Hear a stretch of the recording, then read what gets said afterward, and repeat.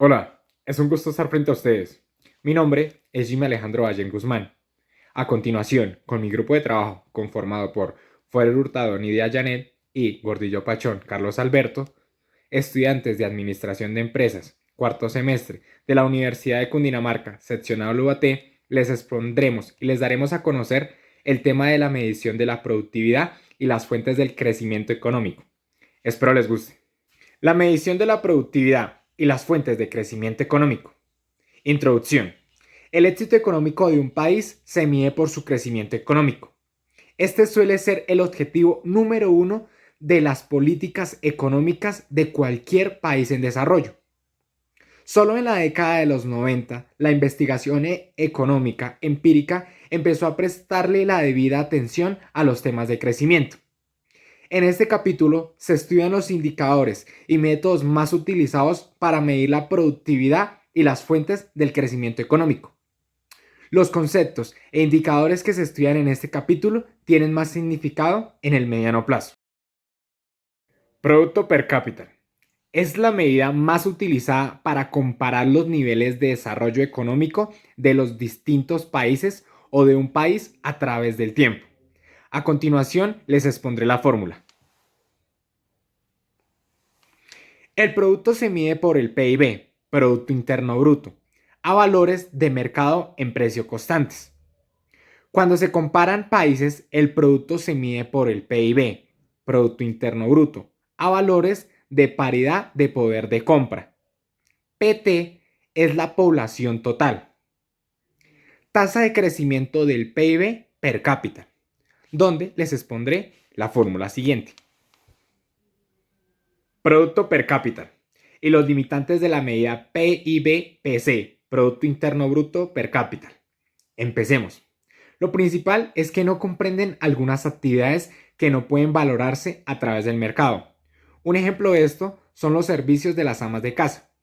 También no tienen en cuenta que muchas actividades productivas tienen efectos indeseables que reducen el bienestar. Un ejemplo es la contaminación o el ruido. También no tienen en cuenta las diferencias entre las necesidades que tienen los individuos con las condiciones sociales o naturales distintas.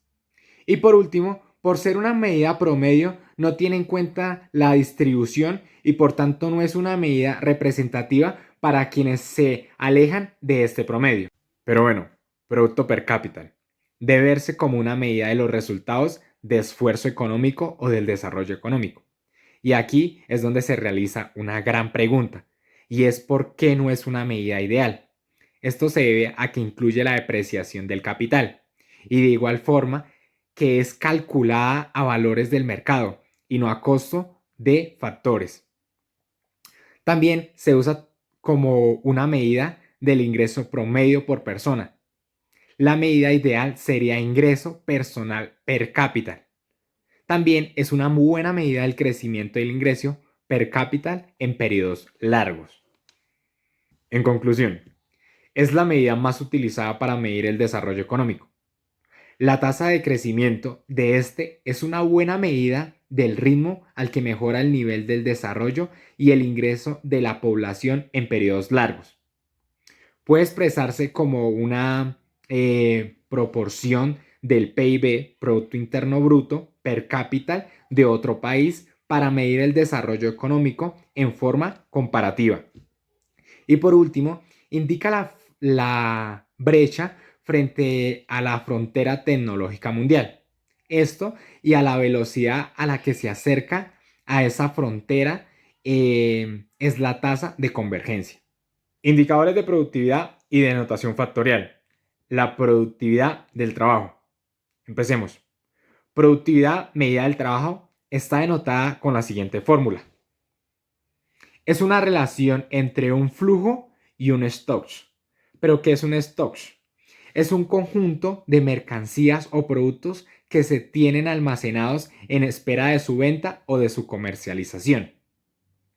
Esto también puede expresarse con respecto al número de personas efectivamente ocupadas o con respecto a la fuerza de trabajo. Esto incluye también a los desempleados. Puede ser refinada teniendo en cuenta el número de horas trabajadas, el nivel educativo, el sector, la religión, etc. No mide estrictamente el aporte que cada trabajador hace al producto total. Relación entre el PIB per cápita y la productividad media del trabajo. Está denotada con la siguiente fórmula.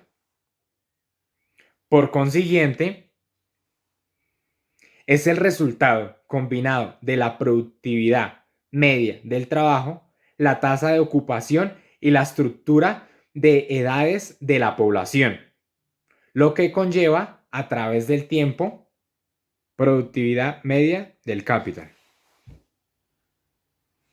Esta puede interpretarse de dos formas. Primero, como una medida que permite saber qué cantidad de producto puede obtenerse con un acervo de capital.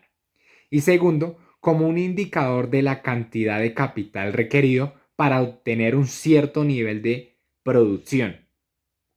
Esto tiene más sentido a utilizar la relación marginal capital-producto, donde se denota la siguiente fórmula. Relación capital-producto. La medición del acervo del capital presenta algunas dificultades. Como el capital existente en un momento dado es la acumulación de bienes producidos en periodos pasados, pero a precios diferentes en cada periodo. No sería correcto calcular su valor actual como la suma del valor de los bienes del capital producido en el pasado.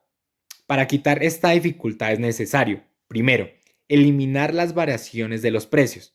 Esto está denotado en el capítulo 5, anteriormente. Segundo, deducir el desgaste físico del capital en cada periodo, en el pasado, y la obsolencia del capital remanente. Está relacionada con la productividad por trabajador por medio de la relación capital-trabajo, la cual está denotada con la siguiente fórmula. Este coeficiente es un indicador tecnológico de la denotación medida de capital por trabajador y puede interpretarse como una medida de los requerimientos promedios de capital por trabajador. ¿Qué tal? Un placer estar de nuevo con ustedes. Mi nombre es Carlos Gordillo y para dar continuidad con el tema de medición de la productividad y fuentes del crecimiento económico, hoy empezaré a hablarles por la contabilidad del crecimiento económico y la productividad. Y es que esta puede entenderse como cualquiera de los métodos de descomposición de los elementos que contribuyen de manera directa al crecimiento del PIB, es decir, al Producto Interno Bruto. Como primer método de descomposición tenemos la descomposición por fuentes de la demanda agregada. Nos dice que se puede tener una contabilidad del crecimiento a partir de los componentes o fuentes de la demanda agregada. Como podemos observar ahí, tenemos una ecuación. Las variables que componen esa ecuación, que es la de la demanda agregada, están compuestas por la C, que significa el consumo, más la I, que viene siendo las inversiones, la G, correspondiente al gasto público, más X, que viene siendo las exportaciones, menos M, que son las importaciones. Eso quiere decir que tenemos las exportaciones netas. Posteriormente, pues ya quedan las mismas variables dentro de la ecuación, pero ahora acompañadas de delta, como lo podemos observar en la parte inferior. Luego dice, dividiendo ambos lados por y y multiplicando y dividiendo cada elemento del lado derecho por su valor inicial de la ecuación, entonces obtenemos esta ecuación que se encuentra un poco más extensa, como observamos tiene valores tanto arriba como abajo, que también puede escribirse como, ya viene siendo la ecuación inferior que vemos abajo que tiene ciertas particularidades, dentro de estas que presenta unos punticos. Esos punticos encima de la variable son los que representan la tasa de variación y las letras en minúsculas son las participaciones iniciales de los componentes de la demanda del PIB. Entonces, esta descomposición nos dice que la contribución de cada fuente de demanda agregada al crecimiento económico total es el producto del crecimiento de dicha fuente por su participación en la demanda agregada total. El segundo método es la descomposición del crecimiento por acumulación de factores de productividad. Se supone que la producción agregada responde a la función de producción. La función de producción suele representarse, es la llamada función de Cobb-Douglas, donde las variables se componen de la siguiente manera. Tenemos allí, pues que obviamente va a ser la producción que nosotros queremos hallar. Tenemos acá que viene siendo el acervo de capital representado. Tenemos la L que viene siendo la fuerza de trabajo o el número de empleados ocupados. También tenemos la A que dice que es un parámetro de eficiencia que refleja la productividad con la que se usan esos factores productivos, que también puede referenciarse como el proceso, el progreso, perdón, el progreso tecnológico. Y lo que vemos en la parte superior de esas variables, como vemos una A, un 1 menos A, representan el peso de esos factores, de K y de L. Entonces, ese peso está representado ahí. Y estos parámetros generalmente varían entre 0 y 1. Ahora, tomando los logaritmos naturales a ambos lados, como lo podemos ver ahí en la parte superior. Luego se deriva totalmente, es decir, se toman los cambios respecto al tiempo. Luego obtenemos una expresión mucho más simple como la que vemos en la parte de abajo, y es que en una función de Cobb-Douglas esos coeficientes de ponderación siempre van a ser constantes. Una limitación del método sencillo de descomposición es que se ha presentado que no diferencia entre tipos de mano de obra. Una forma muy simple de resolver ese problema que tenemos es introducir un factor H. ¿Qué va a hacer este factor H?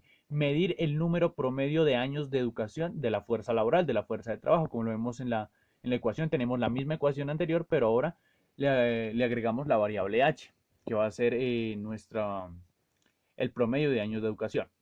Ahora la descomposición del crecimiento sería el resultado del aumento de la productividad, el aumento del capital físico y el aumento de la oferta laboral y el aumento de la educación de la mano de obra, obteniendo como final la ecuación que vemos en la parte inferior. El tercero es la descomposición del crecimiento de la productividad laboral. Y en este caso es una forma alternativa de la ecuación de Cobb-Douglas que veíamos anteriormente. Entonces vemos que Y, que viene siendo la producción que queremos averiguar, viene siendo igual a A, que puede reconocerse como lo mencionábamos, como el progreso tecnológico, multiplicando por K sobre L, que viene siendo el acervo de capital sobre la fuerza laboral, multiplicado otra vez por la fuerza laboral. Pero ¿qué vemos ahí? Que pasa la L, que viene siendo la fuerza laboral, de la derecha a la izquierda, está multiplicando, pasa a dividir. Ahora, el crecimiento de la productividad laboral puede verse como el resultado del crecimiento de la productividad total de los factores A y el crecimiento de la relación capital-trabajo multiplicado por el parámetro A. Recordemos que estos parámetros muestran la fuerza de los factores que inciden, ¿cierto? Entonces, como tenemos en la parte de abajo, esa sería nuestra siguiente ecuación obtenida. Ahora consideremos una economía compuesta por un sector productivo tradicional, que acá lo vamos a representar con la letra T, y un sector productivo moderno, representado con la letra M. Entonces, la productividad laboral promedio en esa economía está representada de la siguiente manera. Tenemos a Y sobre L igual a T multiplicado por Y sobre L. De igual manera, se suma a la siguiente ecuación, que la única variación que tiene es que ya está multiplicada por M. Y sobre L multiplicada por M. Ahora, el cambio de la productividad laboral de esta economía se ve representado de la siguiente manera. Como vemos, ya es una ecuación un poco más extensa, teniendo en base la que teníamos anteriormente. Puesto que delta T, que recordemos T es el sector tradicional, es igual a menos M, al menos delta M, que viene siendo el sector moderno. ¿Por qué? Porque la participación que gana un sector la pierde el otro. Eso quiere decir que si aumenta en el sector tradicional, pues va a disminuir en el sector moderno y viceversa, ¿cierto? Y esa ecuación la podemos describir como se ve ahí abajo, un poco más extensa, y está compuesta por tres partes que les hablaré a continuación. Bueno, el cambio en la productividad laboral total es el resultado de esos tres sumandos que le mencioné. Como lo podemos ver en pantalla, tenemos el primero de ellos, que ahí nos indica sus partes, indica la reasignación de la fuerza del trabajo del sector tradicional hacia el sector moderno. También tenemos la parte 2, que nos indica los aumentos de productividad dentro de cada uno de los dos sectores que teníamos, los dos sectores, el tradicional y el moderno. Y la tercera es la interacción entre la reasignación laboral y los aumentos de la productividad. Bien, ahora veremos la brecha del producto. Entonces, la brecha del producto es la distancia relativa entre el PIB observado y el PIB potencial. Y debemos tener en cuenta diferentes conceptos, como que la economía va y viene entre momentos donde la actividad productiva es dinámica. ¿Eso qué quiere decir? Los auges. Hay épocas donde la producción se desacelera o cae en recesiones. Esto hace parte, como conocemos, del ciclo económico. Entre mayor sea la cantidad y calidad de los factores de producción y la eficiencia con que se usen, mayor es la producción agregada que podría llegar a alcanzar una economía. La mayoría de decisiones de política macroeconómica dependen del momento del ciclo económico en el que se encuentre la economía, por eso es tan importante tenerlo en cuenta. Y puede existir una gran diferencia entre la cantidad de factores de producción disponibles y el uso efectivo de ellos en los procesos de producción. Para ello, pues a continuación veremos un ejemplo. Ahora sí viene lo chido. Para empezar, imaginemos una mina de carbón. Digamos que en esta mina la cantidad de carbón que puede extraer esta mina depende del número de excavadoras y número de empleados que tenga a su disposición. En unas condiciones económicas normales, podría decirse, la mina opera con un único turno de producción y las excavadoras funcionan durante 8 horas al día. Ahora imaginemos que la economía entra en una fase de auge económico y la mina está interesada en aumentar la producción de carbón. Para ello, debe implementar un segundo turno de trabajo para que las excavadoras ya no funcionen 8 horas, ahora funcionen durante 16 horas al día. Por el contrario, piense ahora que la economía entra en una fase de recesión económica, que obliga a la mina a reducir su producción. Ya no es un auge, ahora vemos una recesión. Es posible que el turno de trabajo se reduzca únicamente a 4 horas diarias. En todo momento, el número de excavadoras a disposición, como vemos, era el mismo. Para nuestro ejemplo, utilizamos 2 excavadoras. La diferencia radica en el número de horas durante las cuales las excavadoras son utilizadas. Este ejemplo, como pudimos ver, nos ilustra cómo el nivel de producción depende tanto de la cantidad de factores de producción disponibles, en este caso el número de excavadoras, como el uso efectivo de los mismos. En este caso vimos el número y la longitud en los turnos de trabajo. Ahora hablemos de la fórmula. Tenemos la producción agregada se puede descomponer en. Observamos una fórmula que nos dice Y igual a Y potencial más Y cíclico. Como sabemos, la Y significa producto. Ahora, para entender estas variables, tenemos que Y potencial es el valor del producto agregado que se obtiene si los factores de producción se utilizan bajo circunstancias económicas normales, mientras que Y cíclico es el efecto sobre el producto agregado debido a la sobreutilización o subutilización de los factores de producción. Hay que tener en cuenta que el uso efectivo de los factores de producción depende del momento del ciclo económico en el cual se encuentra la economía.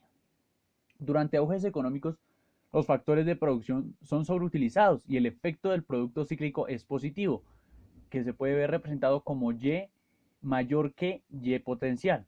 Cuando la economía atraviesa una época de desaceleración o recesión económica, los factores de producción son subutilizados y el efecto del producto cíclico es negativo. En este caso, Y es menor que Y potencial. Y ahí tenemos la fórmula en la parte final. Brecha igual a 1 menos Y potencial sobre Y potencial multiplicado por 100 igual a Y cíclico sobre Y potencial por 100. Una forma elemental de calcular el producto potencial consiste en estimar una línea de tendencia del PIB en logaritmos. El uso de logaritmos permite interpretar la pendiente de la línea de tendencia como la tasa de crecimiento. En este caso vemos una gráfica, un ejemplo, que representa el producto agregado observado y potencial para Colombia en billones de pesos constantes de 2005. Cabe aclarar que pues está representado en logaritmos. Muy buenas noches, mi nombre es Nia Forero y en continuación con la exposición vengo a explicarles el apéndice en el cual encontramos las tasas de crecimiento y elasticidades. Para iniciar, cabe resaltar que en el apéndice se ofrecen algunas reglas prácticas para el manejo de la tasa de crecimiento en expresiones que contienen más de una variable. Para iniciar, vamos a explicar las tasas de crecimiento de productos y cocientes, en el cual para resolver muchos problemas económicos es conveniente contar con un método de cálculo de la tasa de crecimiento de un producto o un cociente a partir de las tasas de crecimiento de las variables involucradas. Supongamos que el PIB ha sido definido tautológicamente como el producto de la productividad media del hombre Q por el número de trabajadores L, en el cual, como encontramos en esta fórmula, sería PIB igual a Q por L, en el cual se trata de determinar la tasa de crecimiento del PIB a partir de las tasas de crecimiento de Q y L. El procedimiento general que se sigue para deducir el método del cálculo es el siguiente. Como primer paso, se deriva totalmente la expresión. Las derivadas son una herramienta que nos permite hacer cálculos marginales, es decir, hallar la razón cuando se agrega una unidad adicional al total. ¿Cuál es ese cambio instantáneo que se genera? Como segundo paso, se divide cada lado de esta ecuación por el respectivo lado de la ecuación original, en el cual se encuentra dividido por las variables del PIB, Q y L. Y tercer paso, se simplifican los términos del lado derecho y se tiene así el resultado buscado que encontramos en la última fórmula que pueden observar. La tasa de crecimiento de un producto es, por tanto, la suma de las tasas de crecimiento de los factores. Este método solo es estrictamente exacto cuando las diferencias son de un tamaño infinitesimal, es decir, que son de carácter muy pequeño, y en consecuencia corresponden a las derivadas de las variables. Con diferencia de tamaños finitos se obtendría la primera fórmula en el cual encontramos la derivada del PIB, en el cual se encuentra la relación de las variables de L y Q, donde se deduce la segunda fórmula.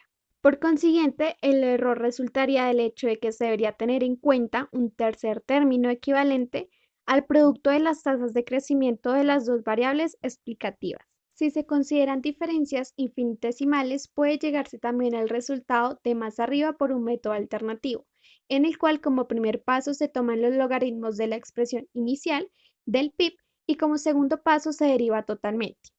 Este resultado es igual al anterior para diferencias infinitesimales, toda vez que en general una derivada logarítmica es equivalente a una tasa de crecimiento.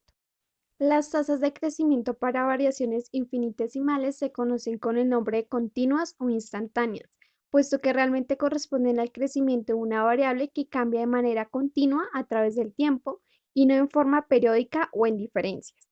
Si se tiene una tasa de crecimiento discreto, es decir, que es un cambio en el tamaño de la población en el tiempo, ya sea por efectos de nacimiento, muertes, inmigración y migración, esto puede convertirse en una tasa de crecimiento continuo mediante la siguiente fórmula, donde G es la tasa continua y R la tasa periódica o geométrica. Supongamos ahora que se tiene una variable que se define como un cociente entre otras dos variables. Por ejemplo, la productividad por hombre, que es simbolizada con la letra Q, que nos dice que es igual del PIB dividido entre L. L es entendido como el número de trabajadores, en el cual, siguiendo cualquiera de los dos anteriores métodos, se establecen las derivadas de Q, lo que utilizando la simbología que hemos visto a lo largo de este libro puede escribirse como se observa en la tercera fórmula. Se deducen así dos reglas prácticas y una advertencia. 1. La tasa de crecimiento de un producto es la suma de las tasas de crecimiento de los factores. 2. La tasa de crecimiento de un cociente es la diferencia entre las tasas de crecimiento del numerador menos la del denominador. Estas son las dos reglas. 3. La advertencia es que tales reglas solo son estrictamente correctas para tasas de crecimiento continuo, las cuales son ligeramente inferiores a las tasas de crecimiento discreto. Para pasar de estas a aquellas se calcula el logaritmo natural de 1 más la tasa discreta, es decir, G es igual a Ln multiplicado entre paréntesis por 1 más R. La segunda tasa de crecimiento a explicar es la tasa de crecimiento de sumas, en el cual el primero de los dos métodos presentado en la sección anterior sirve para deducir la tasa de crecimiento de una suma a partir de las tasas de crecimiento de sus componentes. Considérese, por ejemplo, que el PIB es la suma del consumo e inversión. Diferencie totalmente y divídalo por el lado del PIB inicial. Como podemos ver, esta expresión toda es dividida por el PIB. Multiplíquese y divídase cada uno de los términos de la derecha con su respectivo valor inicial. Así, de la anterior fórmula se obtiene otra regla práctica. La tasa de crecimiento de una suma es el promedio ponderado de las tasas de crecimiento de los sumandos, donde las ponderaciones son las participaciones de los sumandos en el total. Ya que la última expresión se refiere a diferencias, es decir, a cambios discretos, no a crecimientos continuos. El uso más importante de las tasas de crecimiento en el análisis económico es el cálculo de las elasticidades. Una elasticidad es simplemente el cociente entre las tasas de crecimiento de dos variables. Si el crecimiento se mide en forma discreta en el tiempo, se tendrá la fórmula que se encuentra en la diapositiva. Esta forma de elasticidad se denomina usualmente elasticidad de arco, porque en un gráfico se relacionan las dos variables. La elasticidad se obtiene a partir del arco que forman las observaciones de las dos variables antes y después del cambio, como podemos observar en el siguiente gráfico, en el cual se encuentra la elasticidad de arco y la elasticidad puntual en una función de demanda. Cuando se toma crecimiento continuo, la elasticidad es el cociente de las derivadas de los logaritmos y se le denomina elasticidad puntual o instantánea, porque puede obtenerse a partir de la dependiente y los valores de un punto, lo cual puede reflejarse en la presente fórmula. Finalmente, es conveniente saber que la tasa de crecimiento de una variable dependiente es igual a la suma de los productos de las elasticidades parciales de esa variable con respecto a las independientes por las tasas de crecimiento de las variables independientes. Ahora supongamos que la demanda de alimentos es función del ingreso de los demandantes y el precio de los alimentos, como se observa en la primera fórmula, donde Q es la demanda de los alimentos, Y el ingreso de los demandantes y P el precio de los alimentos, donde si se diferencia totalmente se obtiene la segunda fórmula. Y si se divide por Q todos los términos y se multiplican y dividen los términos de la derecha con su respectiva variable, encontramos la tercera fórmula. O mediante una simbología más compacta, encontramos la cuarta fórmula, donde el símbolo E representa elasticidades parciales y el punto encima de una variable significa que se trata de su tasa de crecimiento, como lo es para las variables de Q, Y y P. Por último, antes de despedirnos, queremos agradecer a todas aquellas personas que nos escucharon. Para nosotros siempre será un gusto aportar conocimiento a sus vidas. Que Dios los bendiga y feliz noche.